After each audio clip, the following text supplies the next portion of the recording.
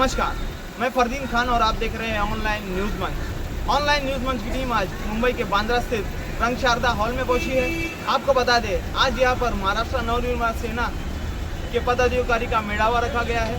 अभी कुछ ही देर में मनसे प्रमुख राज साहब ठाकरे यहाँ पहुँचेंगे और इस कार्यक्रम की शुरुआत होगी, जिसकी सारी तस्वीरें हम आप तक पहुँचाने की कोशिश करेंगे। आप लोग बने रहिएगा हमारे साथ ऑनलाइन न्यूज़ मंच पर।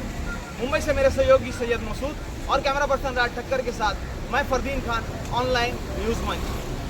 मनसे प्रमुख राज साहब ठाकरे आप रंग शारदा हॉल में पहुंच चुके हैं और अब इस मेड़ावा की शुरुआत होगी। देखते हैं आज राज साहब ठाकरे अपने भाषण में कौन से मुद्दों को तरजीह देते हैं और कौन सा गुरु मंत्र देते हैं अपने पदाधिकारियों को। राज साहब ठाकरे हमेशा से अपने कार्यक्रमों में महाराष्ट्र से जुड़े ज्वलंत मुद्दे उठाते रहे हैं, चाहे फिर वो मराठी भाषा की बात हो या फिर मराठी मानुस की। राज साहब द्वारा उठाए गए मुद्दे उनके कार्यकर्ता और पदाधिकारियों पर किस कदर असर करते हैं, इसकी एक मिसाल अभी 2 दिन पहले ही देखने मिली थी रायगढ़ जिले में, जब मनसे पदाधिकारियों ने एक नाइट राइडर्स नाम के बियर बार में तोड़फोड़ मचा दी थी। आपको बता दें, ये मुद्दा उठाया था राज साहब ठाकरे ने क्षेत्रीय कामगार पक्ष के एक कार्यक्रम में। उस कार्यक्रम में अपने भाषण के दौरान उन्होंने रायगढ़ में बढ़ती बियर बारों की बढ़ती संख्या को लेकर के चिंता जताई थी और उसी रात फिर मनसे कार्यकर्ता और पदाधिकारियों ने पनवेल जिले में बियर बार में नाइट राइडर्स नाम के एक बियर बार में तोड़फोड़ मचा दी थी, जिसकी तस्वीरें हम आपको आगे दिखाने की कोशिश करेंगे। आज देखते हैं राज साहब ठाकरे अपने भाषण में किन ज्वलंत मुद्दों को उठाते हैं और उसका असर कहां तक पहुंचता है। आप लोग बने रहिए ऑनलाइन न्यूज़ मंच पर।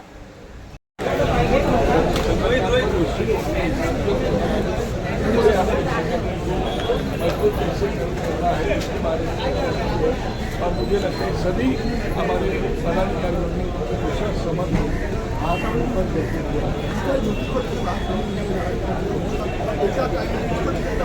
युद्धि को लेकर बात नहीं हुई, मगर उन्होंने ये जरूर कहा 20 साल के बाद हम ठाकरे साहब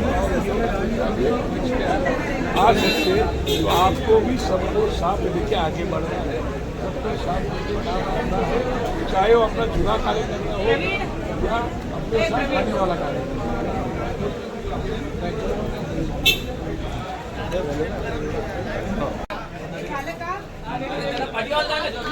सर, आज मेळावा पार पडला, तुम्हाला कल्पना आहे की महाराष्ट्रामध्ये आता लवकरच निवडणुका येऊ पाहतात आणि लवकरच निवडणुका येऊ पाहत असताना काही महत्त्वाच्या सूचना या साहेबांनी आज आपल्या सर्वच पदाधिकाऱ्यांनी दिल्या। त्या सूचनांमध्ये सगळ्याच संघटना करायला पाहिजे,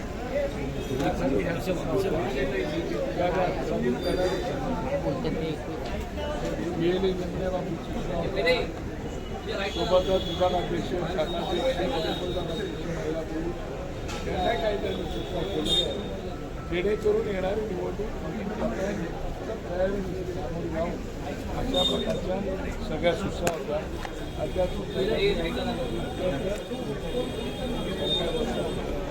कार्यकर्त्यांना हस्तक्षेप केलेले आहेत। कार्यकर्त्यांनी सुद्धा त्यांनी त्यांना भाग वर करून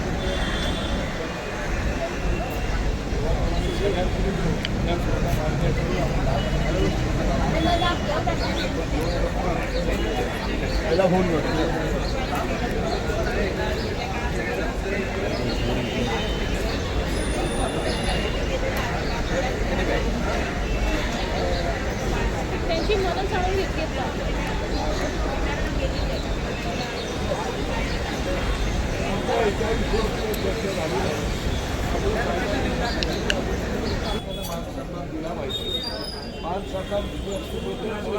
आपणही कसं वागतो काय केलेल्या आहे। तयारी निश्चित